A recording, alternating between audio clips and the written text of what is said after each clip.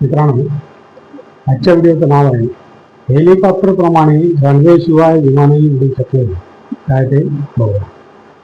Vertical take off and landing VTOL तंत्रज्ञानाद्वारे विमान land करू शकते.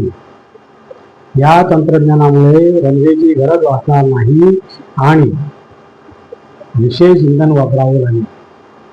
हे तंत्रज्ञान यशस्वी झाल्यास प्रत्येक शहरात विमानतळ होईल. काय ते बघूया. Vertical take off and landing ITI मद्रासच्या वैज्ञानिकांनी नवीन तंत्रज्ञान विकसित केले आहे.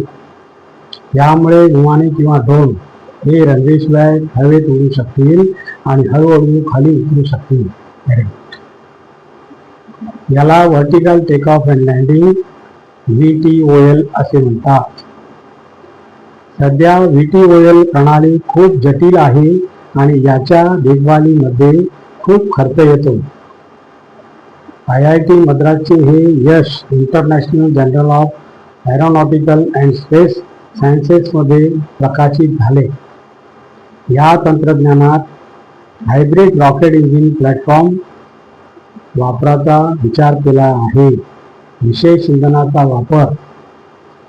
या इंजिनामध्ये पूर्णतः तरल इंजिन किंवा पूर्णतः ठोस इंधन वापरत नाही, तर याला दोन्हीमधील गुण एकत्र करून इंधन वापरले जाते. हे सुरक्षित आहे. याला सहज चालू आणि बंद करता येईल. तसेच गरजेनुसार याची शक्ती कमी किंवा जास्त करता येते. विमान प्रवास पूर्णतः बदलेल. प्रोफेसर PA रामकृष्णन यांनी सांगितले की हे तंत्रज्ञान हवाई यात्रेला पूर्णपणे बदलू शकेल.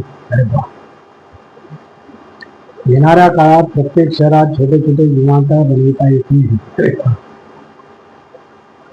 असा झाला प्रयोग. वैज्ञानिकांनी रॉकेट इंजिनला कॉम्प्युटर सोल्युशनशी जोडले आणि पाहिले की विमान कोणत्या गतीने उतरवणे सुरक्षित आहे. या प्रक्रियेला सॉफ्ट लँडिंग असे म्हणतात. यात विमानाला कोणतेही नुकसान पोहोचणार नाही याची काळजी घेऊन जमिनीवर उतरविले जाते. हे तंत्रज्ञान चंद्रयान मंगळ मिशनमध्ये उपयोगी पडले. तिथे लँडिंग प्रक्रिया खूप नाजूक असते. याचा काय फायदा होईल ते बघूया. या तंत्रज्ञानामुळे रनवेची गरज वाचणार नाही. विमान डोंगर, जंगल, छोटे शहरामध्ये जाऊ शकतील. परिवहन वेगवान आणि स्वस्त होईल. हेलिकॉप्टरपेक्षा स्वस्त विमान प्रवास असेल. सैन्यासाठी विशेष उपयुक्त होईल.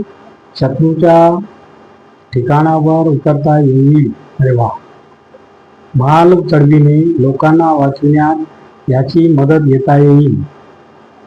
येणाऱ्या काळात प्रत्येक लहान शहरातही लहान लहान विमानतळे बनू शकतील. आणि अशा प्रकारे मित्रांनो आजचा व्हिडिओ घेतलेला आहे. आणि तुम्हाला जर माझा व्हिडिओ आवडला तर लाईक करा, शेअर करा, सबस्क्राईब करा आणि कमेंट जरूर करा. नमस्कार. जय हिंद.